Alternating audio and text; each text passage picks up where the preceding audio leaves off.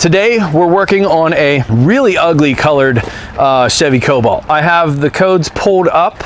It looks to me like we have a vent control circuit fault, and when it says circuit like that, the symptom 00, I have a couple videos on this already. The other code is the 452 fuel tank pressure sensor low voltage fault. So next step I want to do is I want to look at these two data parameters. I think it will give me a data PID for the evap vent solenoid. It may not, but let's take a look. Yeah, I have a fuel tank pressure voltage reading of 0.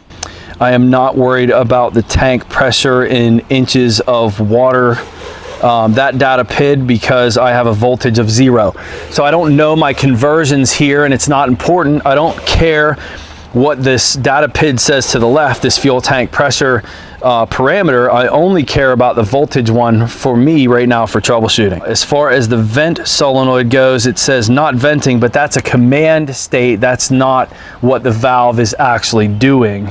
I'm hoping we can get to the fuel tank pressure sensor. I don't know that I can. So let's do a little bit of homework here and see where that pressure sensor is. So it looks like what we're gonna have to do is get the back end of this car up a little bit, get some cardboard, lay on the ground, and see if we can do our checks.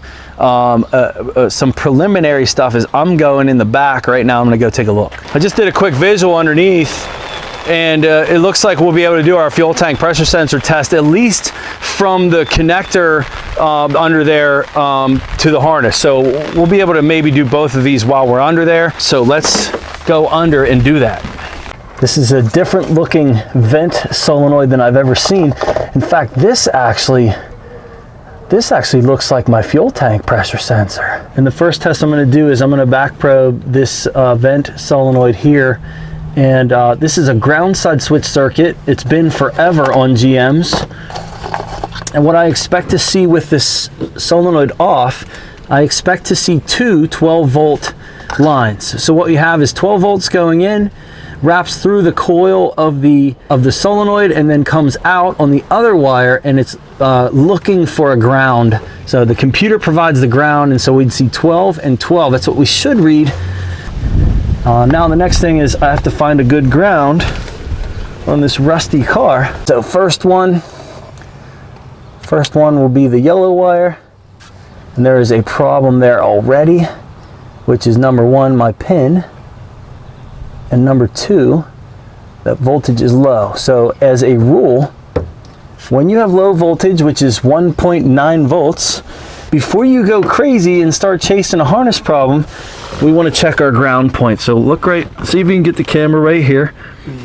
It doesn't have to be exactly showing, but I'm clipped on a rusty bolt right here. And so what I want to do is grab this, and I want to wiggle it as I'm squeezing. And what I am seeing on my graph, what we're seeing on the graph is, see how it's not moving? So what that says is my ground is good. This is what it looks like with a bad ground. I'll show you. See the difference? We see a problem here right off the bat. 1.6 volts is not good. We have a voltage drop problem. That's on the yellow wire. So let's go on the white wire now. So we have the same voltage. This is not a faulty vent solenoid. This is a voltage drop problem to this. Now the question is, where is my voltage drop? While we're here, let's take a look at the voltage levels of this component here. I think that's my fuel tank pressure sensor. If it is, I should have a steady 5-volt line on one, a steady ground on another, and some voltage range in between 0 and 5 on the third. And so there is one of what does that say? Does that say minus? That's not good. In fact, that minus number, and see that voltage, see that fluctuating around on the screen, tells me that is potentially an open.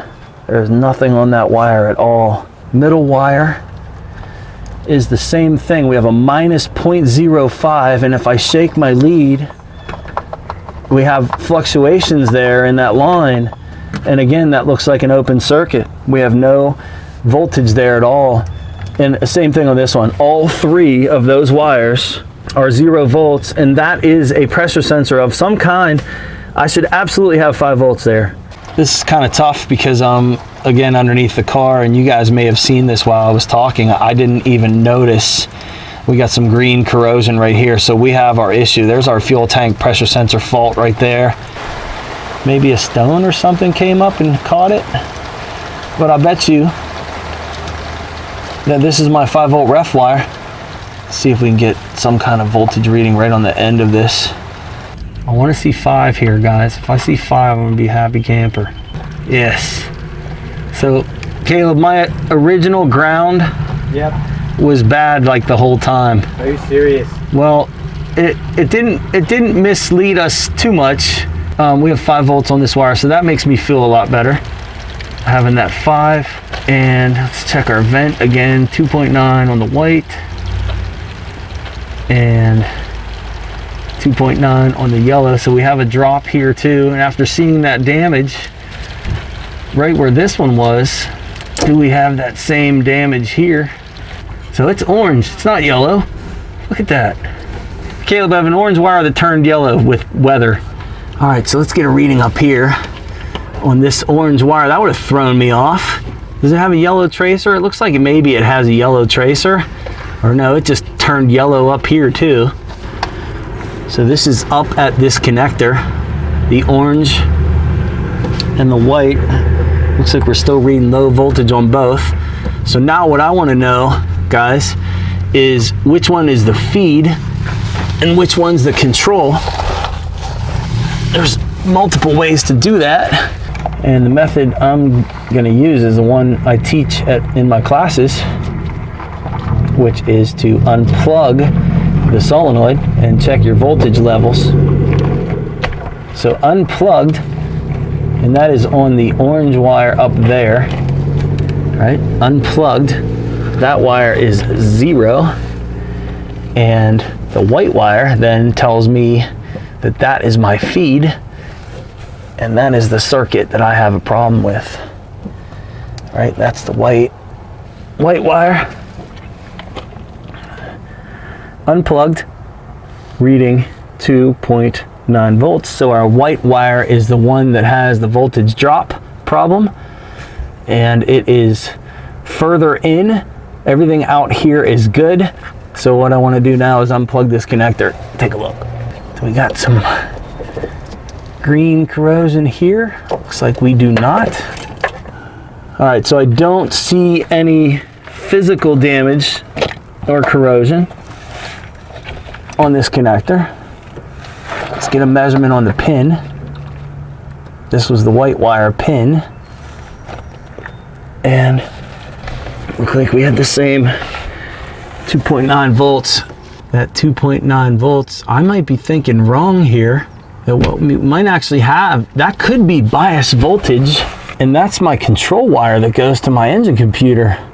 In fact, the white wire always was the control wire. Yeah, our bias voltage was back feeding on this circuit. Try to describe this to you guys better. I believe that my orange wire, which is turned yellow, is my feed, and that circuit's dead. The fuse is blown, or it's completely open. And let's plug this back in up here too. This voltage we're seeing here, this 2.9 volts, is a bias voltage on the computer control wire that is an open circuit. The only reason we see it is because the feed is open, and that's this side. It's actually back feeding the feed side of the circuit. That's a variable that I did not discuss ever with my class, but certainly will be the back feed of that. So here's how I can prove it.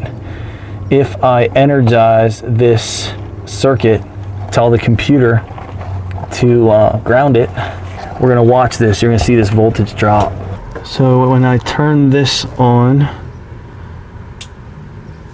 and then go back to my multimeter, yeah, look, voltage dropped. Turn this back on or off. That's exactly what it is, guys. This white wire is my control. And what you're seeing is the computer is feeding, with this circuit off, there's a bias voltage that's running in from the white wire through the coil of the solenoid and coming out on the power feed wire right here.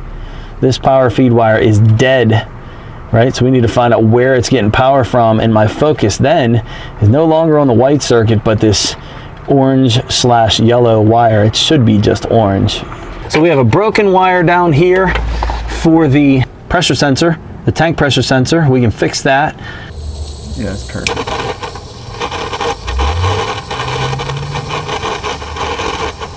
I brought my Tessa tape with me. I'm going to tape this up real good so no other damage can happen to this part of the harness. I did shorten that a little bit.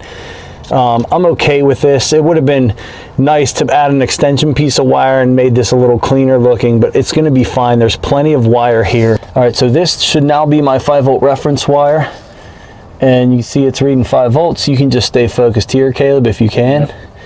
And the next wire over probably is my signal wire for my tank pressure sensor, which is reading 1.42 volts now. And then my ground wire should be, you know, not some minus voltage with, you know, some fluctuations. It should be like less than 0.1, 0.01, so 10 millivolts. We just fixed our fuel tank pressure sensor fault, Caleb. That's what it was.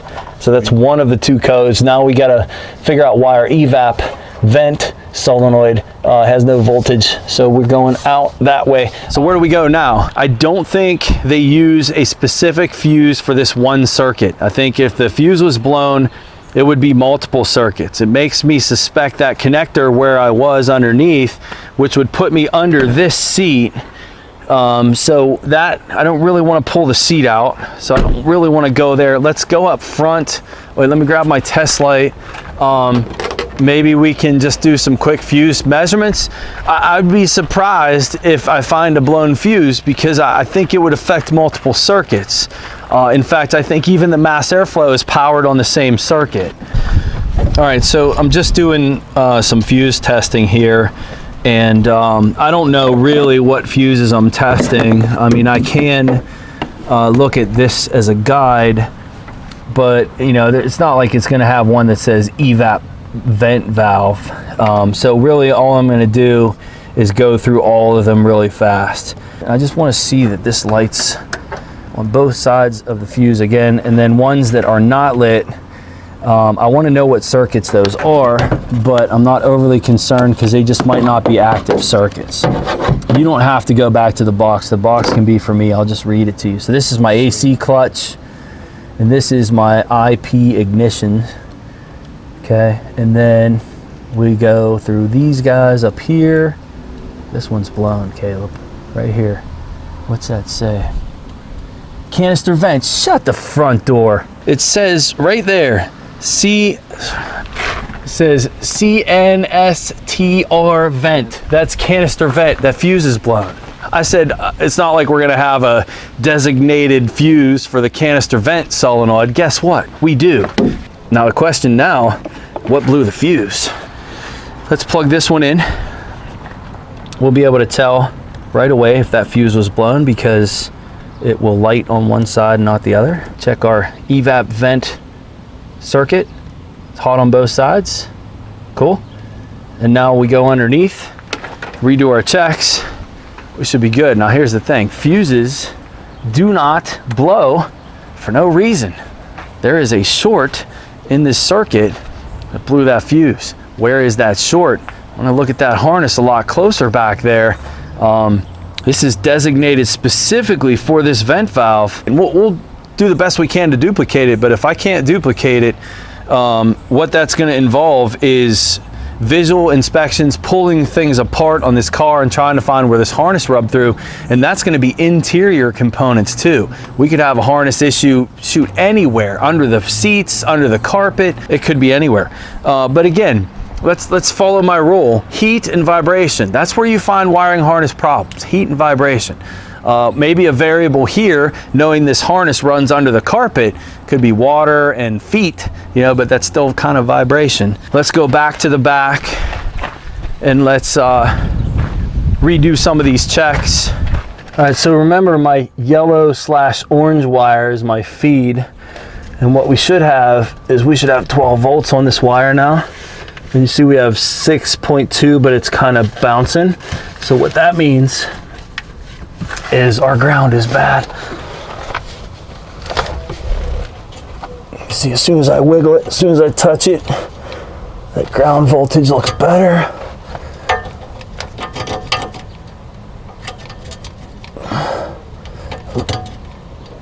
There we go. There we go. That's my feed circuit reading 11.9 volts.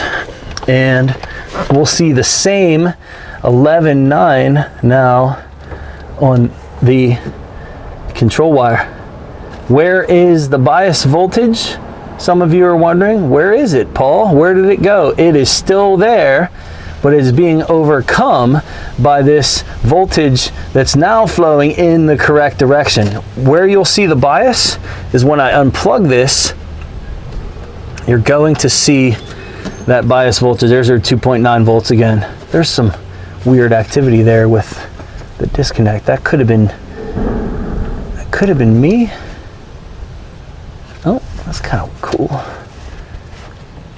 I think that's just a connection. Yeah, it's just a connection issue. Just wondering, is the computer doing some kind of strategy there with, no, that's just me and the connection itself. Okay, so you guys that are following this video, you will find, or maybe you have more questions is a better way to state that. If you have more questions about this bias voltage, you will find this information in my Chapter 3 playlist on ScannerDanner Premium. So make sure you guys are looking for that. Go to my website, look at the playlist that I've created, look at the lecture videos, look at the related videos. It'll help guide you through more of this bias voltage stuff. It's all throughout my Chapter 3 material. So right now, this fuse is not blowing. Let's make sure that our control circuit works like it should be. So we're gonna bidirectionally control this now. So watch, as I turn it on, you hear the click too, off. The voltage spike at the end is just simply the result of a collapsing magnetic field, very typical. This is exactly what we want. The very audible click I can hear is evidence the magnetic field is strong. The fact that it's moving, nothing wrong with that. Everything looks good. So now the question is, why did that fuse blow? I don't know. I need to do a good visual inspection under there. I'm really done electrically testing here. See how it comes out of the box. It's not going to go into the engine harness. This would be another area over here. So this is the other stuff we look for. See how this harness is kind of just laying here exposed and pretty badly heat damaged from the exhaust manifold. But here's the thing about this harness. I'm pretty confident that vent, remember the fuse is right here and it comes out of the box. It's got to go to the interior of the car. So I don't believe, so you see this harness here, comes out of the box, comes over here, splits and comes this way. I think it comes out of this one. So this will be the side of the box and then it runs underneath. And then there's your harness, interior harness. If you can, it's gonna be back there, Caleb, on the firewall. That's where it goes into the firewall that way. And then it goes into the interior of the car. So let me just do a quick visual underneath and see if anything was monkeyed around with, and then we'll just ship this car. What was that? Yeah, I don't know. Was this car in an accident? Yes, it was. You see the door gap here? See this? Right here? Yeah. And then when I open the door, listen to it. See how it's hitting that fender? This car was in an accident. Now we're talking. Now we're talking. This fender was off. This looks repainted to me. Yep. Look at all the orange peel right here. See it? Yeah. See all this? Yeah, for sure. This was hit. Different color.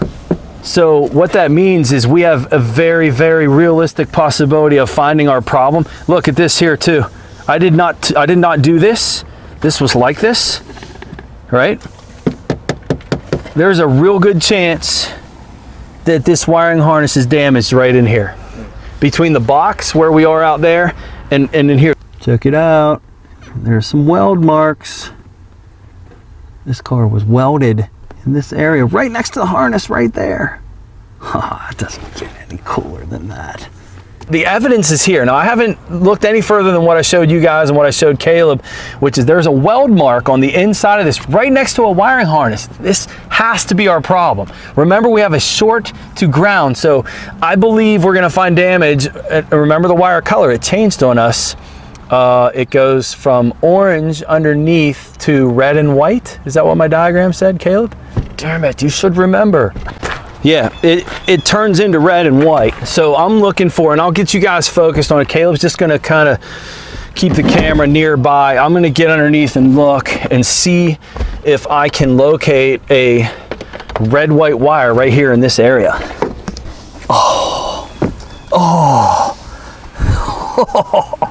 This whole floor pan was replaced on this car. For real? Yeah, so the harness, there's no damage up there. The harness looked okay, but where I'm really concerned now is you can see the rust that's down here. You should be able to. Yeah, I can see it.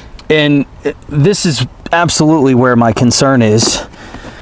I have seen, Caleb, a wiring harness short like this, the size of a pinprick in a harness. Like that small of an insulation piece, if it's rubbing on ground, it can be super difficult to find.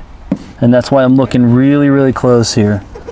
This looks like some aftermarket Mickey Mouse tape down here. So we're gonna go back the other way a little bit. Got to be careful using the razor blade. You can actually cut through, you know, the harness. I don't want to do that. What's that? There it is. There's some evidence right there. Yes. See the green and white wire and the copper exposed right there on my fingertip? So that's not from my razor blade. This is wiring harness damage. That's not our wire though. We want to see that. I want to see that on my. There it is. Right there. There Bam!